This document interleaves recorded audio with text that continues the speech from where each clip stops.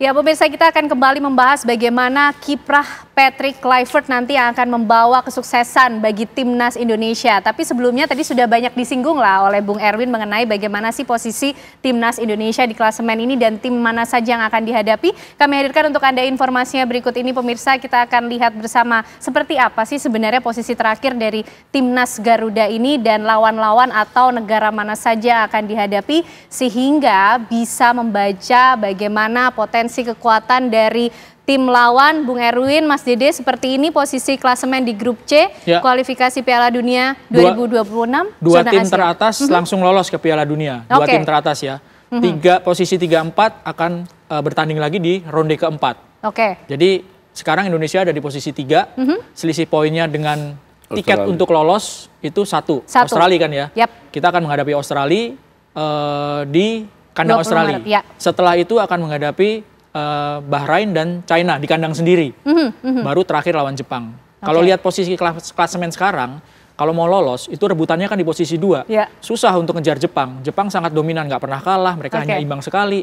Ya, mereka hampir cukup pasti, jauh ya, hampir pasti meskipun belum fix bakal lolos satu tiket langsung. Nah, rebutan posisi 2-nya ini ketat sekali karena sampai posisi 5, sampai posisi 6 bahkan itu selisihnya kan hanya 1. Betul. Ya. Hanya 1 selisihnya dengan Australia. Semuanya poinnya punya 6 dari posisi 3 sampai 6. Australia posisi 2 nilainya 7. Kalau ada yang kalah, ada yang menang, itu bergesernya cepat sekali. Betul. Bahrain itu yang ada di posisi 6, kalau misalnya yang atas-atasnya kalah, bisa langsung tahu-tahu ada di posisi 2 gitu. Jadi dinamikanya ini benar-benar ketat. Betul. Tipis saja selisihnya, tapi peluangnya besar jika bisa lolos melawan Australia. Nah, kalau melihat bagaimana posisi terdekat lah yang akan dihadapi Australia, Bung Erwin, bagaimana potensi kekuatan yang dimiliki timnas Indonesia dan juga melihat kekuatan dari Australia sendiri? Waktu main di Jakarta, Indonesia menjamu Australia itu skor 0-0 ya, dan secara permainan Australia banyak mendominasi ya. Indonesia banyak terbantu dengan penyelamatan dari Martin Paes, kiper, waktu itu banyak save-nya. Tapi sekali lagi bahwa ini sudah banyak berubah karena jarak untuk dari pertandingan pertama sampai nanti di Australia kan banyak berubah. Kondisinya juga pasti akan lain. Pelatihnya juga lain, asistennya juga lain, kondisi dalam tim itu non teknisnya juga lain gitu ya. Dengan kehadiran Patrick Kluivert dan asistennya asal Belanda, paling tidak satu modal yang dimiliki, salah satu modal adalah kesamaan bahasa, ya, kesamaan kultur sepak bola karena Kluivert dan 2 asistennya dibesarkan di sepak bola Belanda. Sebagian besar starter pemain Indonesia itu juga dibesarkan di kultur sepak bola Belanda. Ya kita berharap mungkin juga ini juga pasti sudah dipikirkan sama yang pilih Kluivert gitu. Ada kesamaan kultur bahasa gitu ya. Modalnya ini dulu deh gitu. Nanti gimana teknisnya di lapangan, ya tergantung bagaimana adaptasi pemain ini dengan pelatih baru gitu kan. Tapi paling tidak mayoritas starter yang asal Belanda, yang diaspora Belanda, ini secara satu komunikasi sudah cukup mudah harusnya. Betul. Secara teknis, kultur sepak bola sama Belanda. Termasuk total football yang akan dibawa dari karakter Belanda yang akan dibawakan oleh Patrick Kluivert. Ya, Belanda itu identik dengan total football, tapi kan juga memperhatikan bagaimana lawannya gitu. Kalau misalnya lawan kelas dunia seperti Australia, Jepang, terus memaksakan total football kan riskan juga gitu. Jadi tergantung lawannya seperti apa gitu. Bendera latar belakangnya total football, iya. Tapi tergantung lawan, apakah tetap mainnya seperti apa gitu, iya. Baik, Mas Didi sendiri melihat posisi klasemen yang tadi sudah kita saksikan bersama tipis-tipis saja. Artinya tiap tim ini harus betul-betul cermat, berhati-hati ketika bermain, tapi juga memberikan performa terbaiknya. Nah, bagaimana Mas Didi melihatnya tadi? Kalau kita lihat klasemen tadi bahwa kita dengan Australia selisih 1. Ya, 1 poin. Tapi kita akan bermain di Australia, kan seperti itu ya. Memang kalau lihat permainan Australia waktu di Indonesia, dia mendominasi permainan. Australia itu sangat mendominasi. Nah, apabila kita main di sana, draw aja sudah bagus. Draw sangat bagus. Nah, dari posisi itu, ada hal-hal yang mesti diperhatikan adalah bahwa kita tidak boleh lengah menghadapi Bahrain dengan Cina. Karena kalau kita bisa ambil Bahrain dengan Cina di kandang, itu nilainya kita bisa melompat. Kan seperti itu ya. Bisa melompat, tetapi Jepang dan Australia kita tetap harus fokus dan kerja keras.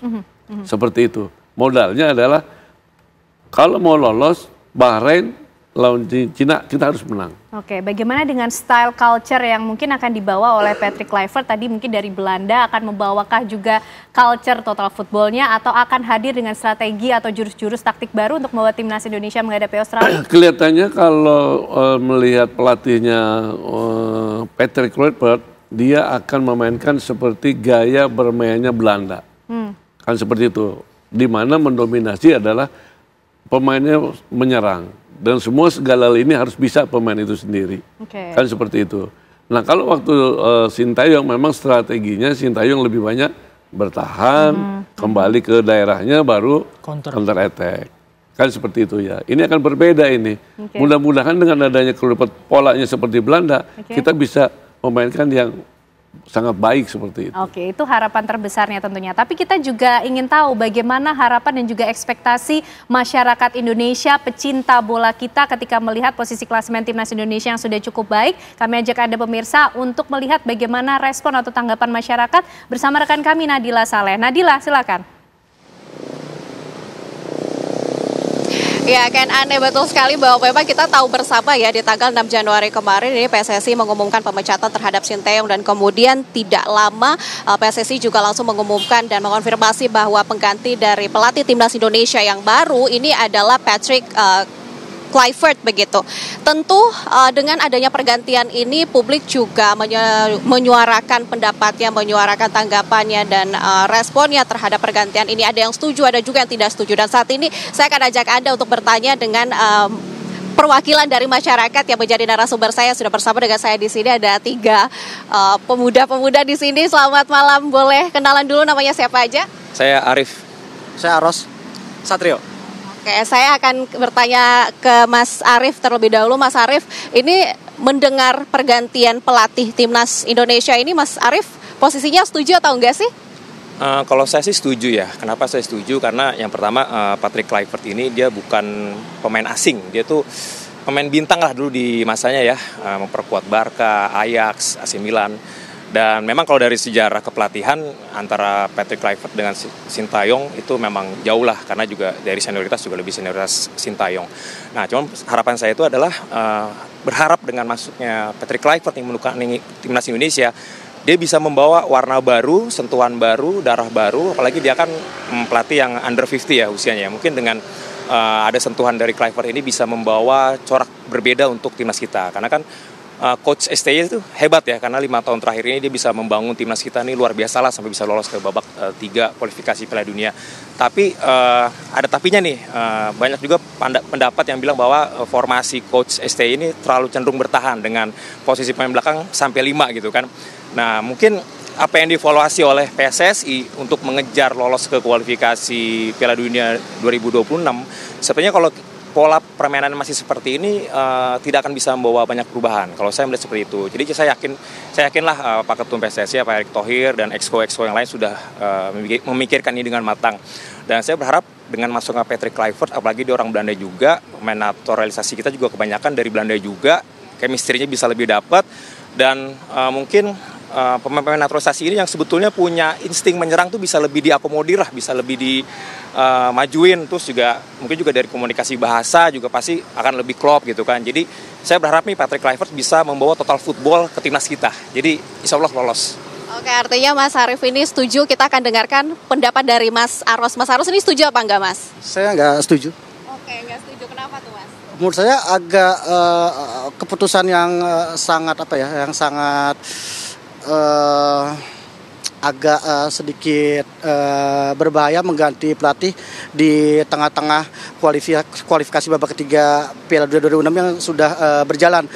Timnas Indonesia bakal ngadepin Australia away di Sydney 20 Desember 2025. Bagaimana dalam waktu 1 bulan lebih sedikit Patrick Kluivert membangun chemistry kembali seperti itu dan meracik strategi untuk meraih kemenangan di Sydney. Saya rasa agak pendek waktu adaptasi yang dimiliki Kluivert bersama dengan penggawa timnas seperti itu. Mas Aros, tadi kan Anda sampaikan bahwa ini persiapan untuk Piala Dunia begitu ya. Ini menurut Anda dengan adanya keputusan dari PSSI seperti ini, menurut Anda timnas Indonesia bisa masuk nggak untuk bertanding di Piala Dunia? Saya keberatan dengan pergantian pelatih ini, tapi saya secara pribadi memberi kesempatan untuk Patrick Kluivert, dan juga mungkin dalam benak PSSI sudah melakukan kajian, evaluasi mendalam terkait dengan taktik-taktik Sintayong, dan juga merekrut Kluivert atas dengan pertimbangan matang. Jadi saya tidak dalam posisi untuk mengkritisi kebijakan, tapi saya agak keberatan Patrick Kluivert yang diambil untuk mengganti Sintayong dari segala beberapa nama yang saya rasa lebih pantas menggantikan Patrick Kluivert. Oke, baik. Tadi sudah ada satu yang setuju, sudah ada juga satu yang tidak setuju. Kita tanya ke narasumber saya yang ketiga, Mas Satrio. Mas Satrio, setuju nggak nih? Tentu tidak setuju ya Nadila, karena betul dari disampaikan Bang Aros bahwa pergantian pelatih ini dilakukan di tengah-tengah kita sedang menghadapi kualifikasi Piala Dunia di round ketiga nih. Jadi dengan pergantian pelatih ini tentu kan ada yang banyak terjadi di ruang ganti. Persiapan ini kan harusnya lebih fokus kepada teknik, kemudian fisik dan lain-lain. Tapi kita mengganti pelatih baru di tengah-tengah kita sedang fokus untuk lolos ke Piala Dunia.